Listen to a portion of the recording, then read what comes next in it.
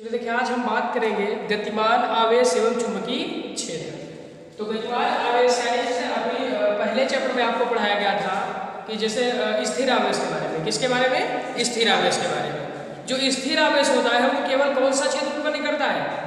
वैद्युत क्षेत्र। कौन सा क्षेत्र? वैद्युत क्षेत्र। और जो गतिमान आवेश होता है वो आपका वैद्युत क्षेत्र के साथ साथ चुंबकीय क्षेत्र भी क्या करता है? कह सकते चुंबकीय प्रभाव भी प्रदर्शित करता है। ठीक है, तो देखिए गतिमान आवेश और चुंबकीय क्षेत्र में जो पहली हेडिंग आपकी बनती है वो बनता है ओर्स्टेड का प्रयोग। क्या बनता है? ओर्स्टेड का प्रयोग।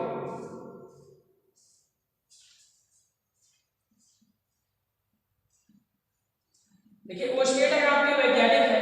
ओर्स्टेड ने किया क्या था कि आपने 3 सर्किट लिए थे। इन्होंने किया क्या कि 3 सर्किट लिए। तीनों सर्किट को हम क्रमशः बना लेते हैं।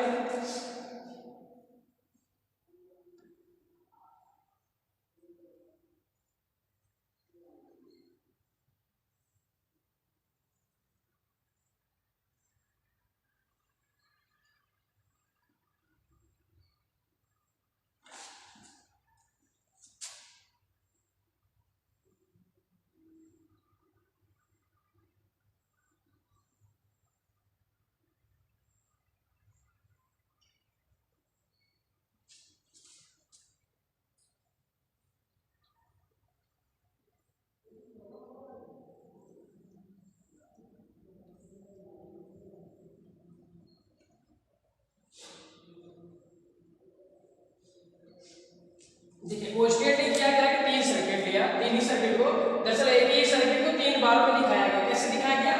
पहला आप करते क्या है, ये सर्किट लेते हैं और यहाँ पर आप एक लगा देते हैं चुंबकीय सुई।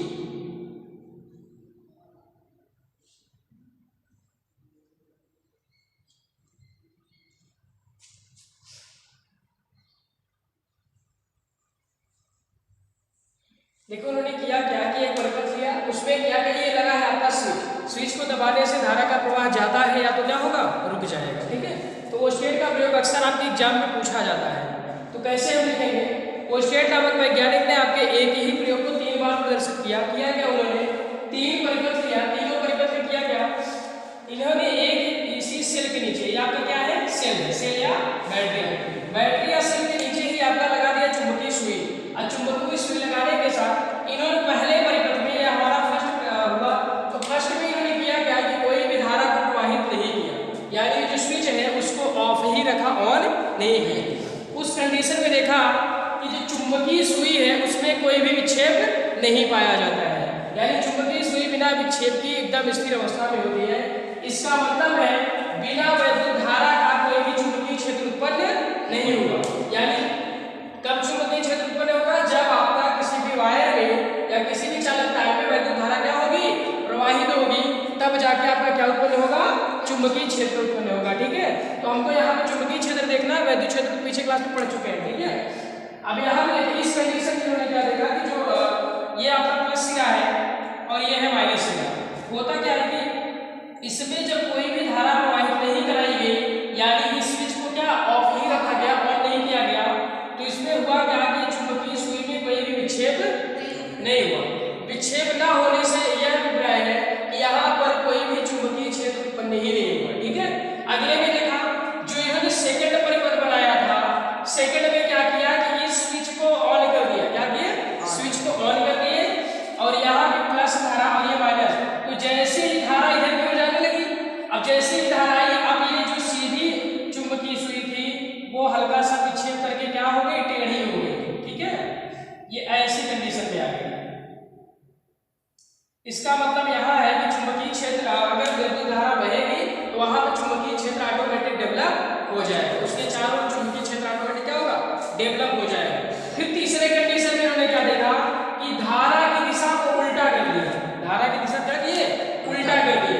अभी देखो धारा इधर से जा रही है, ऐसे जाएगी, ऐसे ऐसे इधर से चली जाएगी। ठीक है, लेकिन अब इसमें क्या किया कि धारा की दिशा उधर कर दी, ये इधर साइड हो गया। ठीक है, तो ये जब इधर साइड हो गया तो इन्होंने देखा कि अब चुंबकीय सुई पूरा घूम के उल्टा हो जाती है। क्या हो जाती है? पूरा घूम के उल्टा हो जाती है, यानी ये अब इस कंडीशन में आ जाती है।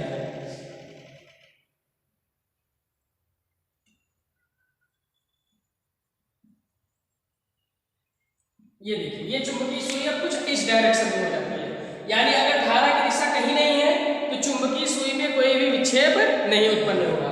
लेकिन जैसे ही यहाँ पे हमने धारा को प्रवाहित किया, हुआ क्या कि आपका ये चुंबकीय सुई हल्का सा क्या हो गई, विक्षेपित हो गई। और ये हमारा, और तीसरे में इन्होंने क्या देखा कि धारा की दिशा को क्या किए, बदल दिए। जब धारा की दिशा को बदले तो देखिए चुंबकीय सुई की दिशा भी क्या हुई, बदल गई।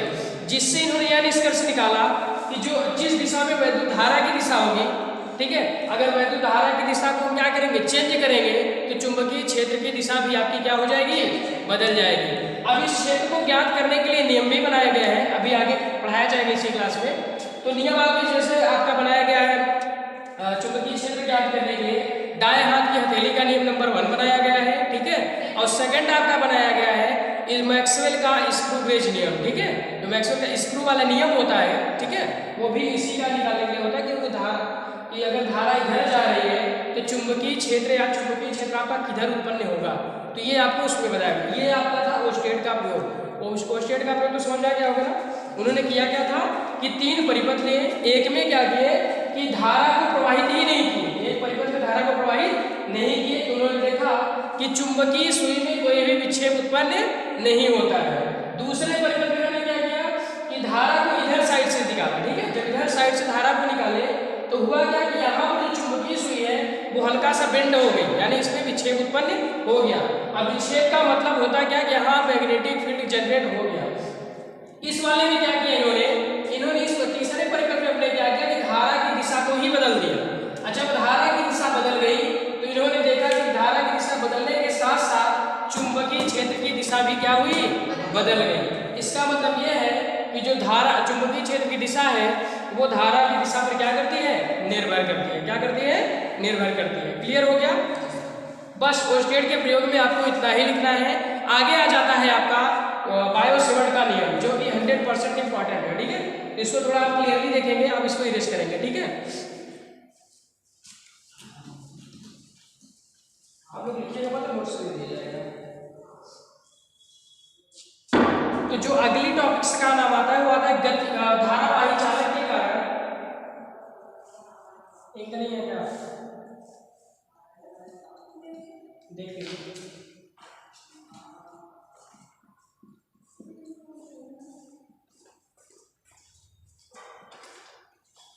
धारावाही चालक के कारण उत्पन्न चुंबकीय क्षेत्र,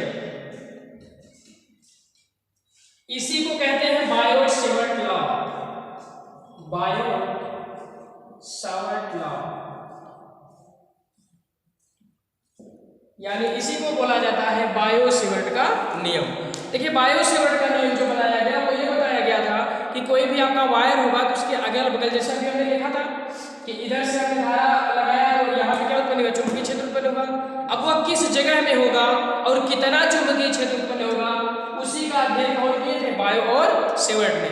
बायो और सेवर्ट जो आपके 2 वैज्ञानिक हैं, उन्होंने ही बताया था एक वायर लेकर के कि उस वायर पे जो चुंबकीय क्षेत्र उत्पन्न होता है वो किस किस पर डिपेंड करता है, बस यही उन्होंने बताया था। इसका देख लेते हैं आप।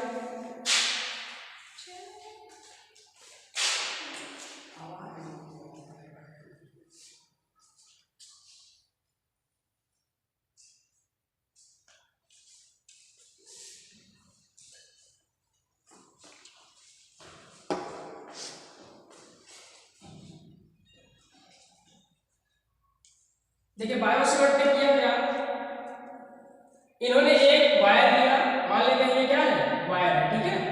और यहाँ पे जो इसकी जो टोटल लंबाई है वो कैपिटल एल है। टोटल लंबाई क्या लेते हैं, कैपिटल एल ले लेते हैं। अब यहाँ से हम एक लघुखंड डीएल को लेते हैं।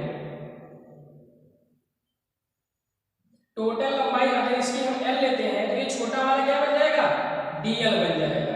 और डीएल के बाद हम मान लेते हैं यहाँ कोई पॉइंट आपका क्या है, पी है, जिस पर हमको वैद्युत क्षेत्र की गणना करनी है। वैद्युत क्षेत्र में जैसा ये जो चुंबकीय क्षेत्र उत्पन्न होगा वो किस पर डिपेंड करेगा वो हम देखेंगे।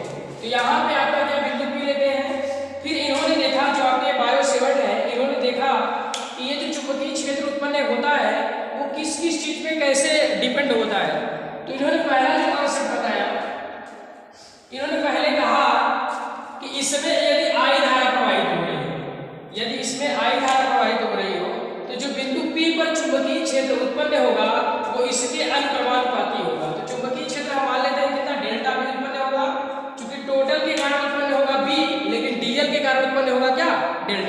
डी का लग जाने का मतलब बहुत छोटा खंड, डी मतलब क्या, बहुत छोटा। और छोटे लंबाई से तो छोटा ही वैद्युत चुंबकीय क्षेत्र उत्पन्न होगा ना, बड़ा तो होगा नहीं। तो छोटे लंबाई को हमने डीएल लिया तो कितना उत्पन्न होगा, डेल्टा बी या डी भी कह सकते हैं।